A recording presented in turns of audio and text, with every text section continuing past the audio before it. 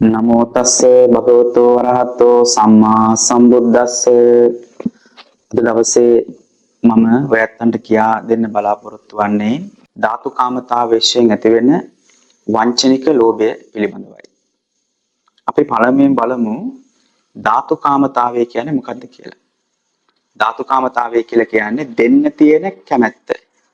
යම්කිසි කෙනෙක්ගේ හදවතේ දානාධ්‍යාසය, පරිත්‍යාගශීලී භාවය, තමන් සතු දෙයක් තව කෙනෙකුට දෙන්න කැමැත්තක් තියෙනවනම් අන්න එකට කියනවා ධාතු කාමතාවය කියලා. අන්නේ කාරණාව මුල් කරගෙන, ඒ කියන්නේ ධාතු කාමතාවය මුල් කරගෙන පුජ්‍යලයා තුළ ලෝභය ඇති වෙන විදිහ තමයි අද මම කියලා දෙන්නේ. කියන්නේ මේ ලෝභය දීම මුල් කරගෙන ඇති වෙනවා. එන ධාතු කාමතාව මුල් කරගෙන ඇති වෙනවා. දෙන්න කැමැත්ත මුල් කරගෙන සත්‍යය තුළ ලෝභය ඇති වෙනවා. අපි පළමුවෙන්ම මේ කාරණාව මේ විදිහට විස්තර කරගමු. දැන් මේ ලෝකයේ දෙන පුජ්‍යලයන් ප්‍රධාන වශයෙන් අපිට කොටස් දෙකකට බෙදන්න පුළුවන්. එකෙන් පළවෙනි කොටස තමයි කුසල දීමනාව. ඒ කියන්නේ කුසල හැඟීමෙන් දෙන ඇත්තෝ. ඊළඟ එක තමයි අකුසල දීමනාව, අවබෝධයකින් තොරව දෙන ඇත්තෝ. දැන් කුසල දීමනාව කියලා කියන්නේ සෝමනස් සහගත ඥාන සම්පයුක්ත අසංකාරික ආදී වූ මේ කුසාසිත 8 මුල් කරගෙන බොහොම සතුටින් ඥාන සම්පයුක්තව සකසලා යම්කිසි කෙනෙක් නම් පූජා කරනවා නම් ඒක බොහොම අවබෝධයෙන් කරන පින්කමක්. ඒ කරන පින්කමේ පටු අරමුණු නැහැ. තියෙන්නේ එක්කොත් manuss ලෝක, සුගති ලෝක සැප සම්පත් ලබා ගැනීමේ බලාපොරොත්තුව. එහෙම නැත්නම් නිවන් ලැබීමේ බලාපොරොත්තුව. ඒ නිවන් ලබන්නත් ඒ වගේම දිව්‍ය ලෝක, මනුස්ස ලෝක සැප සම්පත් ලබන්නත් කුසලයේ හරියට කෙරෙන්න ඕනේ. දානේ හරියට දෙන්න ඕනේ. දානේ හරියට නොදී අපිට දිව්‍ය ලෝක සැප සම්පත්, මනුස්ස ලෝක සැප සම්පත්, ඒ වගේම නිවන් සැප සම්පත් ලබන්න බලාපොරොත්තු වෙන්නේ නැහැ. ඒ ප්‍රාර්ථනාව කරාට ඉෂ්ට වෙන්නේ නැහැ. හැබැයි මේ ලෝකේ සමහරක් ඇත්තෝ ඉන්නවා මේ අකුසල දීමනාව කරන අය. අන්න ඒක තමයි අපි විසඳ ගන්න ඕනේ කාරණාව. දැන් සමහරක් ඇත්තෝ හිතන් ඉන්නවා අපි මෙච්චර දන් දුන්නා කියලා. සමාජයට මාසෙ සැරයක් පන්සලට ආරණ්‍යයට දානයක් පූජා කරනවා. දුගී මගේ යාචකයන්ට දන් දෙනවා. ඒ වගේ මිනිස්සු කරදරයට විපතට ලක් වුණාම දන් දෙනවා. ඉතින් අපි මෙන්න මෙහෙමයි දන් දීලා තියෙන්නේ, මෙච්චර දන් දීලා තියෙන්නේ කියලා සමහරක් මිනිස්සු කල්පනා කරනවා. නමුත් ඒ දෙන දානවල ඒ ඇත්තන්ට සැබෑම කුසලයක් සිද්ධ වෙලාද කියන එක සම්බන්ධව ගැටලුවක් තියෙනවා. මට නම් හිතෙන්නේ මේ ඒවා ගඟට කපන ඉනි වගේ කියලා. එහෙම කියන්න හේතුව දැන් කුසල දීමනාවෙන් දෙන දාණය කොහොමත් හොඳයිනේ, ඒක අග්‍රහයි, ඒක ශ්‍රේෂ්ඨයි, ඒක කාට වුණත් අනුමෝදන් වෙන්න පුළුවන්. Tamanටත් හොඳයි, අනුන්ටත් හොඳයි, මෙලොවටත් හොඳයි, පරලොවටත් හොඳයි, නිවනටත් හොඳයි. හැබැයි අකුසල දීමනාවෙන් දෙන දාණය තියෙනව නේද? ආන්නේ දාණය ගැන අපි සාකච්ඡා කරන්න ඕනේ මාතෘකාව. අකුසල දීමනාවෙන් දෙන දාණය කියලා කියන්නේ දැන් මේ දෙන කැමැත්ත, ඒ කියන්නේ ධාතු කාමතාවේ පුජ්‍යලයා තුළ ඇති වෙනවා අර නොඑක් පටු අරමුණු බලාපොරොත්තු වෙයි.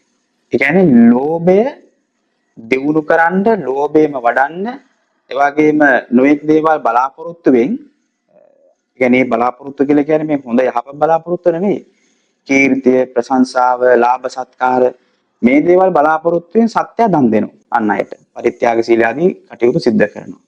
ඒ දානය කරන්නෙම අර ලෝභය බලාපොරොත්තු වෙයි. ලෝභය කියලා කියන්නේ කීර්ති ප්‍රශංසා ආදී බලාපොරොත්තු වෙයි. ඒකට තමයි අකුසල දීමනාව කියලා කියන්නේ. මම ඔබ උදාහරණයකින් පැහැදිලි කරන්නම්.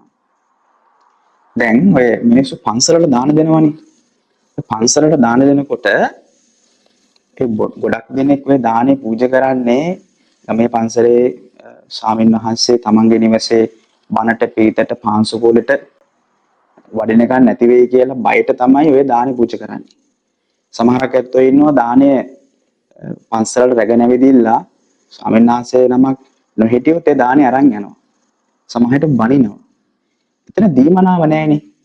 දුන්නගෙන ආපහු ඒ දීපු දේ ගැන හොයන්නේ නැහැ. ඒ ගැන හිතන්නේ නැහැ. ඒක දීලා ඉවරයි. ඒක අවබෝධයෙන් දුන්නා නම් ඒක සමහරට පන්සලේ ඉන්න කැපකරුවා ඒක අනුභව කරත්, පරිහරණය කරත් ආපහු ඒ ගැන හොයන්න බලන්න යන්නේ නැහැ. ඒක දීලා ඉවරයි. හැබැයි ගොඩක් දෙනෙක් ඒ දීපු දාණය ගැන හොයන්න යනවා කියලා කියන්නේ Tamanට අවස්ථාවේ තියෙනවා අපි දන් දුන්නා කියලා එක්ක ස්වාමීන් වහන්සේට පෙන්වන්න, එහෙම නැත්නම් අනිත් අයට තමන් දානි පූජා කරා කියලා ඒක පෙන්වන්න ඕනිකම තියෙනවා. ඒ පෙන්වන්න ඕනකම තියෙන්නේ වෙන මොකුත් නෙවෙයි. ස්වාමීන් වහන්සේ තමන්ගේ නිවසේ පාංශු කූලට බණට පිරිතට නොවැඩියගෙන බය. ඒ බයෙන් තමයි දානි පූජා කරන්නේ. අවබෝධයෙන් දන් දෙන අය බොහොම අඩුයි. අවබෝධයෙන් දන් දෙන්න බැරි වෙන්නේ හේතුව තමයි මිනිස්සු ධර්මය දන්නේ නැහැ. දානේ සකසන්නනේ කොහොමද? දානේ දෙනකොට හිත හදා ගන්නනේ කොහොමද? දාන වස්තුව කොහොමද පිළියෙල වෙන්න ඕනේ? ඒ වගේම ප්‍රතිග්‍රාහකයන්න් වහන්සේලා කොහොමද අපි තීරණය කරන්නේ? ඒ වගේම තමන්ගේ චිත්ත අභ්‍යන්තරයේ මේ ඇති වෙන ලෝභ, දේශ, මෝහ ආදී මේ කෙලෙස් ධර්ම කොහොමද යටපත් කරගෙන බොහොම හැඟීමෙන්, මෛත්‍රියෙන්, අලෝභයෙන්, ප්‍රඥාවෙන් දානෙ දෙන්න ඕනේ කොහොමද කියන සම්බන්ධව ගොඩක් දෙනෙක්ට මේ අවබෝධය නැහැ. කියන්නේ ධර්ම අවබෝධය නැහැ. විශේෂයෙන්ම අභිධර්මයේ වගේ ගැඹුරු විෂයන් යම් කෙනෙක් ගැඹුරට හදාරනවා නම් ඒ කෙනාට පුළුවන් ඒ දානෙ හරියට නිවැරදිව සිද්ධ කරන්න. දැන් මිනිස්සු ඉතින් අභිධර්මයේ වගේ විෂයන් හදාරන්නේ නැහනේ. ඒ ගැඹුරු ධර්මයේ ඉගෙන ගන්න, තමන්ගේ මේ සිත වැඩ කරන විදිය පිළිබඳව ඉගෙන ගන්න මිනිස්සු කැමති නැහැ. ඉතින් මේ අභිධර්මයේ ගැඹුරු ධර්මයේ ඉගෙන ගන්න අකමැති වෙනකොට මිනිසුන්ට හරියට දානයක් දෙන්න බෑ. ඒකයි මම අර මුලින් කිව්වේ මිනිස්සු දන් දුන්නා කියලා හිතාගෙන ඉන්නවා. ඒ දීපු දාන ගොඩක් දේවල් ගඟට කපපු මිනි වගේ. ඒවෙන් කුසලයක් සිද්ධ වෙන්නේ නැහැ. සමහරට දරුවෝ අම්මා තාත්තට දන් දෙනවා. ඒ දෙන්නේ සමහර විට අර අම්මා තාත්තගෙන් මේ අතු අරමුණු බලාපොරොත්තු වෙයි. ඒ කියන්නේ ඒ අම්මා තාත්තා Tamanට අනුකූල කරගන්නවා. Tamanගේ වශයෙන් තියා ගන්නවා. ඒ පරිත්‍යාග කළා තමයි ඒක කරන්නේ. සමහරට ඔය සේවකාදී ඒ තමන්ගේ ස්වාමියාට ඒ කියන්නේ ආයතන ප්‍රධානියාට ආහාර වස්ත්‍ර වගේ දේවල් ගිහිලා දන් දෙනවා පරිත්‍යාග කරනවා.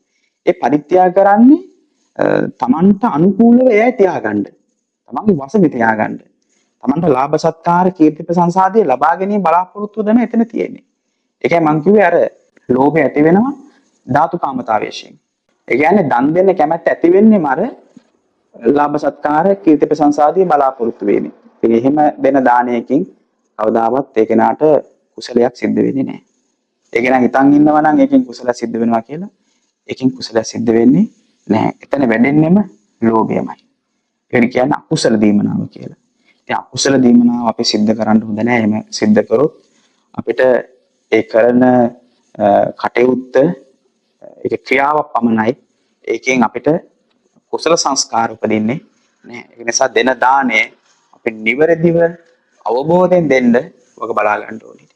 කෙනෙකුට නිවැරදිව අවබෝධයෙන් දන් දෙන්න පුළුවන්කම ලැබෙන්නේ ධර්මය ඉගෙන ගත්තොත්. ධර්මයේ තුල තමයි දන් දෙන්න විදිහ බුදුරජාණන් වහන්සේ මනාව පෙන්වා දෙලා තියෙන්නේ. ඒ නිසා දන් දෙන්න කැමති කෙනා ධර්මය ඉගෙනගෙන නිවැරදිව දන් දෙන්න ඕනි. එහෙම නැතුව අපි මෙච්චර දන් දෙන්න කියලා හිතාගෙන හිටියට ඒ දීපු දාන සමහර විට අකුසල චේතනාවෙන් නම් දුන්නේ. අකුසල චේතනාව කියලා කියන්නේ ඒක අකුසල දානයක් නම්. ලාභ සත්කාර කීර්ති ප්‍රශංසා බලාපොරොත්තු වෙන්න නම් ඒ දාන දුන්නේ. එතන සැබවින්ම කුසලයක් සිද්ධ වෙන්නේ නැහැ. කුසලයක් සිද්ධ වෙන්න නම් ඒ දානය දෙන කෙනා තුළ අලෝභය තියෙන්න ඕනි, මෛත්‍රිය තියෙන්න ඕනි, ප්‍රඥාව තියෙන්න ඕනි. ඔන්න ඒ කාරණා තුන මූලික වශයෙන් තියෙන්න. තව බොහෝ කාරණා එකතු වෙන්න ඕනි.